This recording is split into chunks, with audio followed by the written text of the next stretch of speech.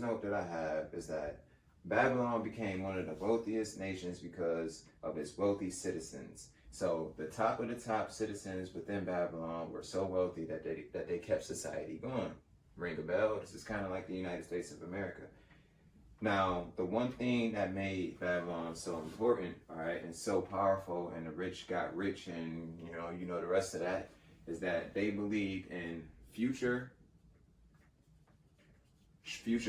All right, this is a financial statement or a financial term. Futures and generational wealth. All right.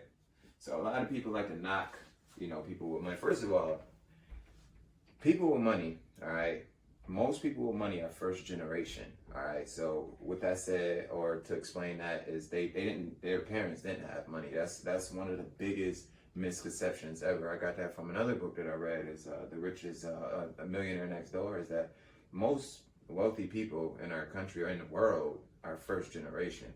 Usually when the first generation makes it, is usually the later generations that mess it up, honestly, and that's 100% fact. So nobody can really use the excuse that, oh, well, his dad was rich, or the Donald Trump excuse, like his dad loaned him millions of dollars and that's why no, you still have to work hard, you still have to produce. No amount of money can, solve all problems. It's impossible. I don't care if you have $1 trillion, that $1 trillion can leave and it can be gone, and the well can run dry, all right? So with that said, another note that I have here is that Babylon was a city that strived off of internal progression, only entertaining conflict when it was in defense, all right? So they never were ambitious enough to try to forcibly put their ways on an outside city, all right? So with that said, they only fought in defense, all right? They only protected their nation from outside problems, all right? They never went out and tried to, let's say, take more land or get more riches or gain more riches through thievery or even missionary ventures. They never really did much of that. It was more, let's stay inside these walls, let's live inside these walls with our people, let's progress with our people, and let's not really allow outsiders in, too much or without restriction, and let's not go out and mess with anybody else. So that's the nation that we're talking about right now. So they fought in defense, fought to defend.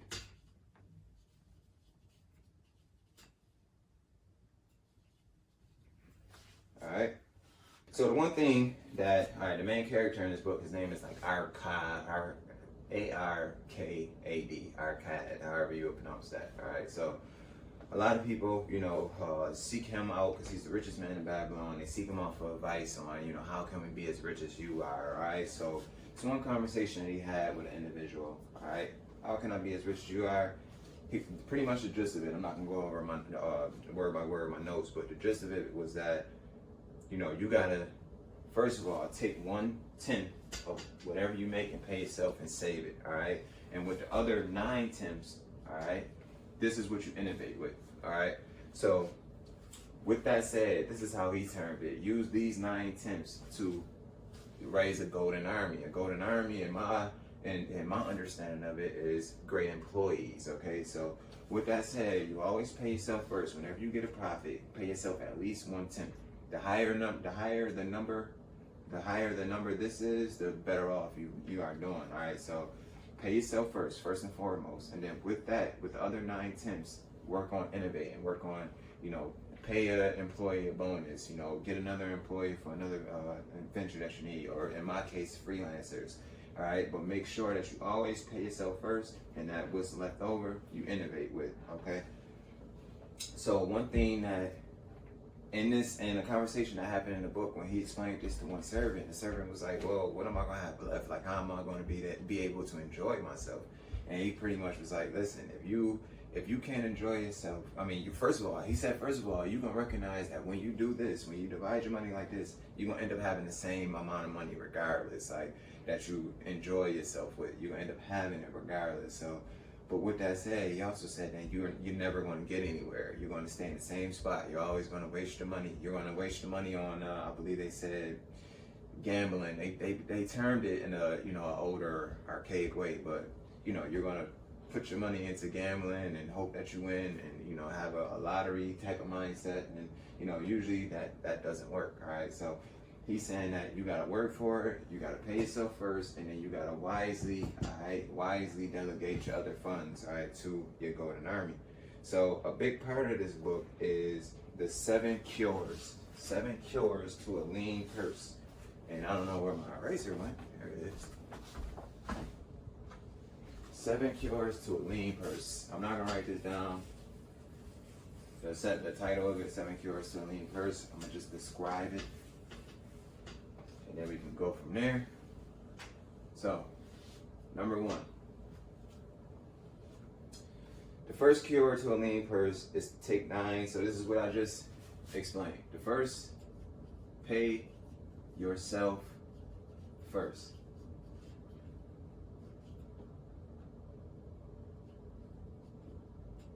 All right? At least a 10th, okay? Think about how important that is, all right? I mean, what do you work for? Do you work to pay rent all the time? Do you work to pay your car loan? That's it. Do you work to, you know, indulge in your desires? What do you work for? All right. At the end of the day, you work for you. You work to give yourself a better life. All right. To make yourself more comfortable. So with that said, why not pay yourself first? All right, and pay yourself and forget about what you know, and save it. You know, I'm not the biggest fan of savings. Obviously, a lot of people know that savings accounts have probably the lowest rate of return in almost anything within our capitalistic society. But, you know, I'm not against saving, but save it, you know, for that next or for a bigger investment or whatever. But make sure that you set something aside for yourself first. Let me check the time really quick. All right, we are still good. All right, so with that said, the second cure to a lean purse is controlling your expenditures. All right, control expenses. Now, I'm gonna give you another. Hopefully, I'll do this book soon. But from The Millionaire Next Door, one big thing in that book is that no matter if you're a janitor or a doctor, all right, you're going to spend your money. All right, regardless.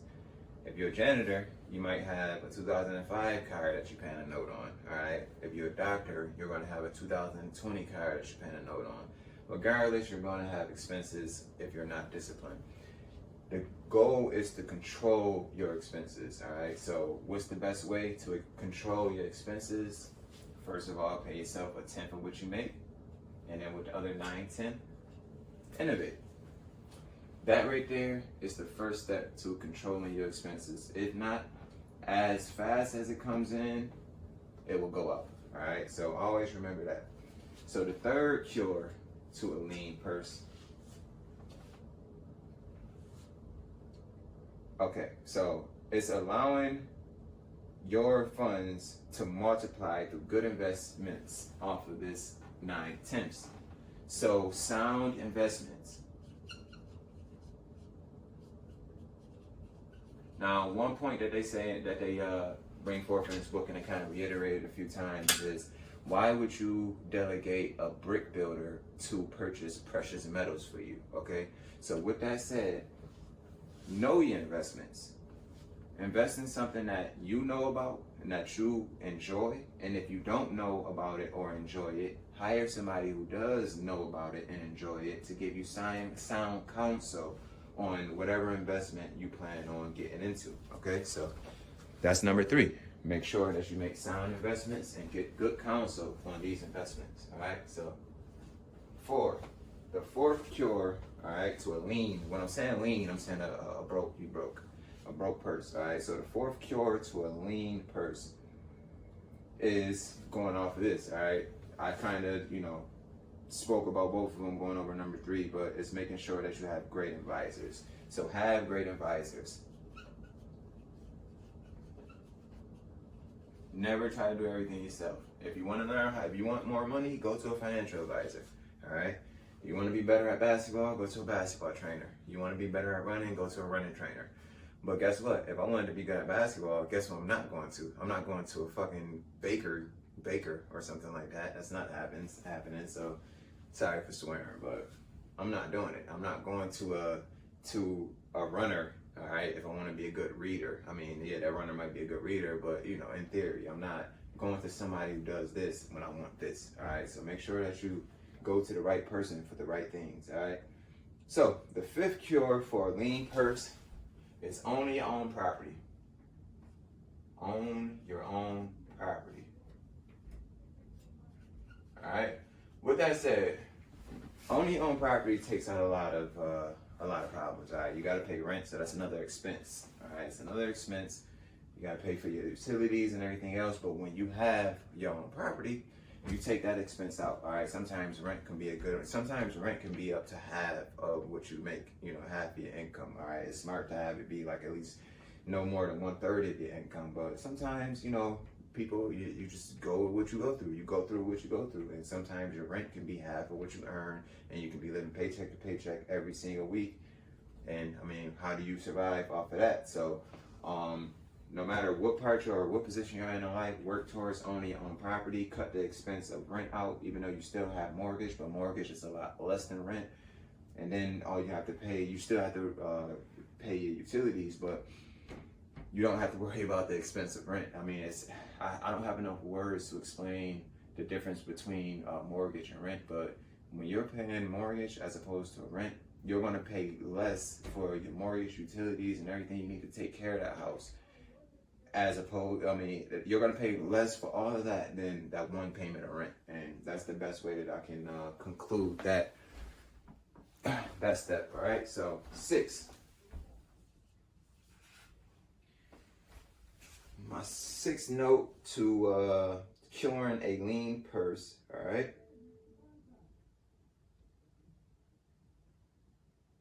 Okay, this is a good one. This is my favorite one, the one that I need to think about the most. But it's really setting up your family, all right? So it's the futures. The first thing I went over is setting up futures, all right? And generational wealth, all right? But making sure that each person in your family has a business entity.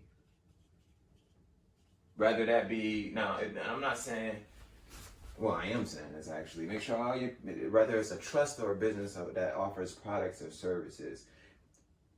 And when you create businesses, you create other entities, all right? So money can flow through these entities without necessarily flowing through you, all right? So the money that my companies make is not the money that I make. It's like I made a person who's making money for me, and then that person can choose to pay me if they want to, and that's what creates the W-2.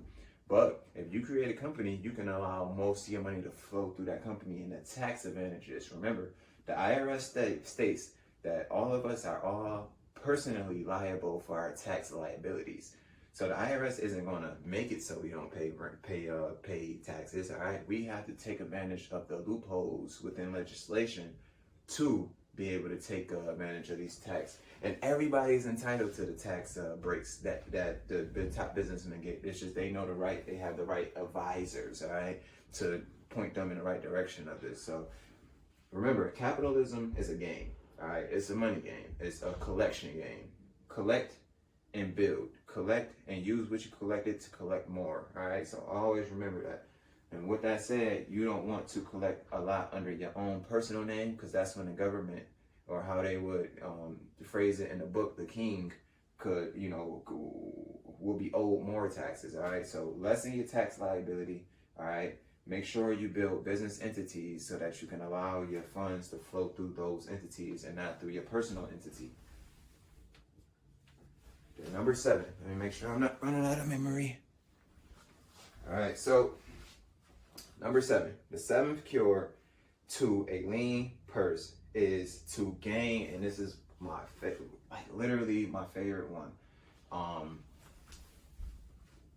Your passion, all right? Gain knowledge of your passion. So whatever you're doing, all right, don't be stagnant. Always learn. So the example I gave in one of my older videos, is that I relentlessly look at my competition and I study them. Because I don't want them doing drills, or I don't want them having equipment or having something that I don't know about. All right, I want to make sure that I know about all the updated equipment, all the drills that you can do to get my players the best that they can be. With that said, I'm always adding to my knowledge as a trainer. So whatever you do, add to, whether you're a hairstylist, a barber, a lawyer, a doctor, always add to your knowledge. I mean, it's nothing but continued education. So, but you always got to do that. You can't just get to a certain point and be like, whoop, I know everything. No, you have to get to a certain point, know a lot, and then learn more. All right. So that's what will create a more efficient individual and a more efficient business, no matter what you're doing. Is making sure that you always polish your knowledge. Okay. Always do that. Always become with that said, I'm gonna end this video. Thank you very much for watching it. If you can like, comment, and share this, I would really appreciate it. If you can go ahead and follow me on Facebook and Instagram, whichever one you're watching this on, I would also appreciate that. And if you're watching it on YouTube, make sure that you subscribe to the channel, and make sure you hit that little bell icon so that you get a video or get a notification every time I upload a video. So regardless of what you can do and how you can do it, please handle that for me. And other than that, don't do too much strange things for that change, all right?